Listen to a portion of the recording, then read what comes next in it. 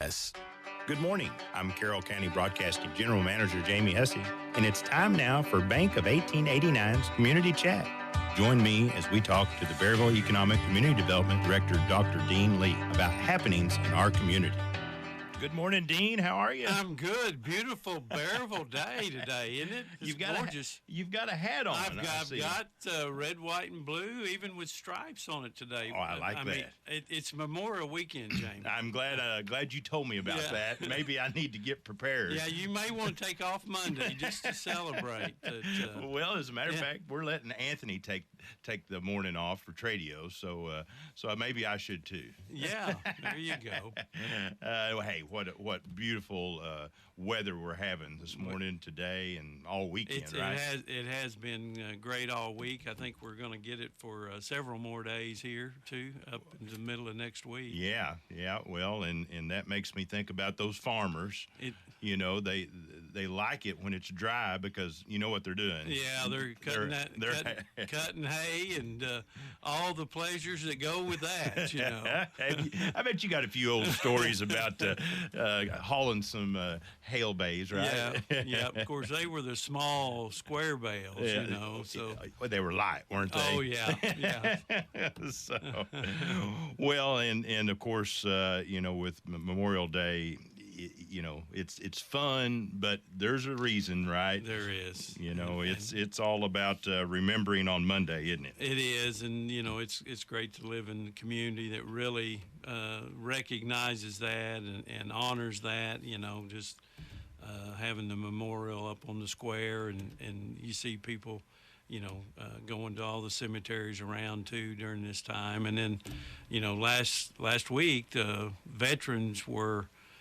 Some of them were recognized at Equity Bank with their quarterly recognition they did. We had 3 from Berryville that was recognized: Rick Richards, Bobby Neal, Mark Galloway of Berryville, Michael Bozeman of Eureka Springs, and Tara Farewell of Oak Grove. Yeah, that's awesome. So that Monday is about those folks that paid that ultimate price, right? And but you mentioned the cemeteries, including the Berryville Cemetery, right? Yeah, I'm sure it's looking sharp. I know it is. and I saw the guys this morning, but I know that they put that on a priority. The guys from our Parks and Rec, which that's a city-owned cemetery, and Mayor McKinney, and we actually have a subcommittee that works with him that services it and take a lot of pride with it. But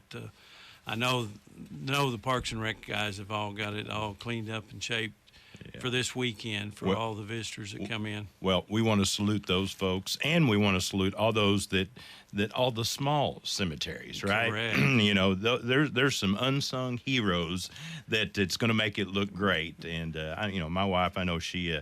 Her dad was a veteran, but every Memorial Weekend they go put new flowers on. So it's respect. Yeah, I know it as decoration. There you go. So people would go out and decorate and have lunch on the lawn. At these smaller ones. My dad and family's from rural out there, so they always had that going on. So that makes me remind me of Holiday Island Rotary. They're having a picnic on Monday, and it's at the country club there, just on the grounds, and they've got a pulled pork sandwich fundraiser. It's $10, but that's for their scholarships. But that's from noon till 2, and I'm jumping ahead. That's on Monday, but. We've got some folks that are doing this over the weekend too. Yeah, I think on Monday at Autumn Hills Nursing Home, they've got 5 recipients that they're going to be recognizing that are veterans that are out there. It's Bowers, Lawrence Smith, Lester Bingham, J.T. Austin, and Floyd Rivera. Well, and Vince Eastwood with Recon there. And they're going to be doing that because, those folks need to be recognized, don't they? And so great stuff. And I know everybody's looking forward to the weekend and, the extra day off Monday. But, the most excited people are today's last day of school as teachers. They got Monday for I don't know. Of course, they got professional development for you know. Everybody thinks they're off all summer, but they're working too off and on. But well, I saw the buses. For them. The buses were full steam ahead today, but they've got one more trip back. Yeah, let's get them home, right? Yeah. Congratulations to the kids especially. Right. So that's going to be awesome to get them done. And of course, you know, swimming pools are open. Sure. You bet. Hey, that makes me think about what about the Berryville swimming pool? Put you on the spot, didn't I? You put me on the spot. You know, normally, you know, that is when you kind of open up. I know they've been doing a lot of work and doing some things out there. But it'll be open this summer. It will. But for the best news, go to the Berryville Community there Center you go, right? website or Facebook to get that answer. There you go. I like it. So, hey, you know, we always like to start in with some sports, don't we?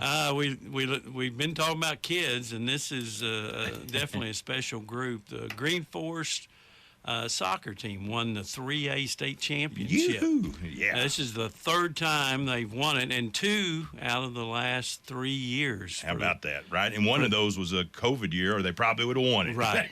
You know, right. So, well, they did outstanding, and they had, let's see, Adam Richter was the coach there, and Fernando Fuentes from the Cattlemen's. He's the volunteer coach, but got some special recognition for some kids too, right? Had all-stars from Green Forest from the boys.